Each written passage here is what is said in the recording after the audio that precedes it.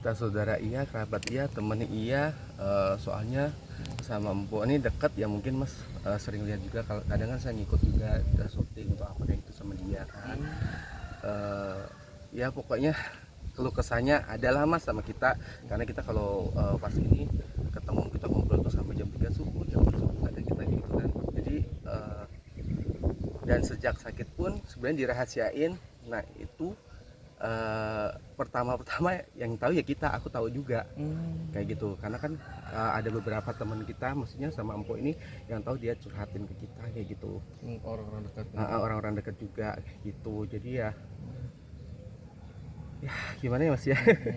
Ya ikhlas aja lah, bismillah, mudah-mudahan surga tempatnya Nina. Yang ditinggalkannya tabah ya, maksudnya anak-anaknya Bang Haji bisa kedepannya lebih baik lagi. Itu aja sih Mas. Oke, Mas sendiri mungkin kenal Empo sendiri berarti udah berapa lama nih mungkin mengikut Empo lah bahasanya gitu? Sejak Empo itu baru-baru viral itu kita udah kenal kok. Kayak gitu, waktu ada salah satu di televisi yang pertama itu di Trans 7 ya, kayak gitu. Mas, tapi gimana sih melihat sekarang mungkin Alpa yang meninggalkan anak-anak itu, terutama mungkin Raffi Rafa yang bisa dibilang masih balita gitu, dan yang memang harus ada dengan didampingin sama ibu untuk membesarkannya, yang merawatnya gitu, tapi harus dengan takdir berkata lain gitu. Nah itu Mas, kemarin apalagi pas mau ditutup kain kafan kan, anaknya yang si Raffi Rafa itu kan dekat ya. Jadi sangat sedih banget ya. Ya doa yang terbaik aja buat si kembar ya, sama si kakak si Fatih sama si Sherly juga. Tentunya Bang Haji juga, mudah-mudahan kedepannya lebih baik. Itu aja sih. Kak, ini melihat perjuangan Po Alpa gimana sih Kak, kayak melawan sakit dan juga waktu pas itu sambil mengandung juga kan ya. Masya Allah, itu benar-benar saya saksinya juga. Itu sedih Mas sebenarnya.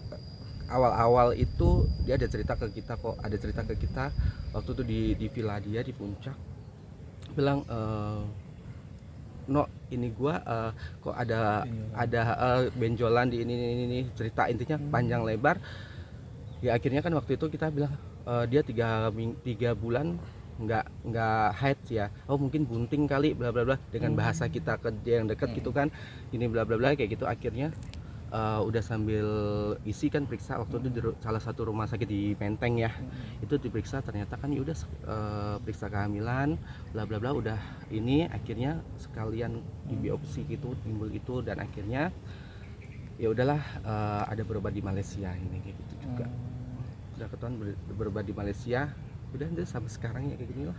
Oke. Mas, tapi gimana sih Mas, mungkin Mas yang rapat dekat gitu, ada nggak sih mungkin yang Mas ingat Empo tuh mungkin nyeletuk atau ngomong apa, atau mungkin ngasih sesuatu ucapan yang gue pengen mewujudkan sesuatu yang pengen nih gue wujudin nih gitu, atau impian Empo yang mungkin orang-orang mungkin belum banyak yang tahu gitu, Empo mau apa sih gitu. Biasanya kalau kerabat-kerabat dekat gitu, keluarga tuh biasanya suka tahu tuh misalnya Empo mau ngapain gitu ke depan atau apa. Ada sih Mas, tapi mohon maaf banget sih Mas, karena waktu itu amanat banget ya buat waktu itu saya cuma sama Empo aja berdua ngomongnya adalah, tapi saya nggak bisa ngomong kan, itu amanat Mas. Tapi tadi aku juga udah ngomong sama salah satu keluarganya bahwa ini udah aku sampaikan gitu aja sih. Mohon maaf nggak bisa ngomong karena itu benar-benar amanat banget kan. Nggak, sifatnya mungkin apa itu rahasia yang mungkin apa bentuknya Ya intinya sih lebih buat ke depan si anaknya ini aja sih. gitu. Maksudnya kayak amanah untuk anak-anaknya gitu. Iya gitu. Kak, ada kenangan yang nggak bisa dilupain nggak sih Kak sama Empo selama masa hidupnya Kak? Aduh banyak banget Mas, karena kalau saya nggak ke rumahnya pasti ditelepon, ditanya di mana, kok lo nggak main ke tempat gue bla bla. Terus tiba-tiba juga lo di mana, sibuk nggak kan kayak gitu. Kenapa bahasa itunya ya, kenapa Mpok kayak gini, langsung udah temenin gue ke sini, temenin gue ke puncak, temenin gue kayak gini, karena kan kadang ada panggilan off air datang ini kayak gitu. Dia selalu tanya ke aku itu, maksudnya kamu lagi sibuk nggak, temenin kayak gitu. Kak, mendengar Empo udah nggak ada nih waktu pas kemarin ya, itu gimana sih Kak? Apa emang udah punya firasat atau gimana Kak?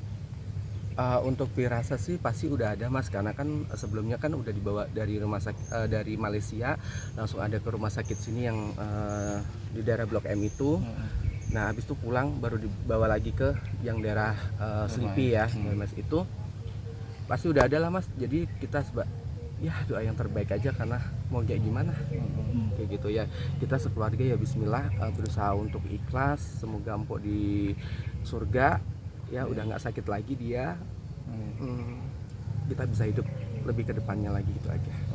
Oke Mas, ini kan bisa dibilang di hari ketiga setelah wafatnya Mpo ya. Mungkin sudah bertemu dengan Bang Aji juga nggak sih? Mungkin kondisi beliau dan anak-anaknya setelah ditemui. Ini aku baru dari rumah tadi langsung ke sini ya kan. Ya alhamdulillah Bang Haji ya gimana ya dia masih shock.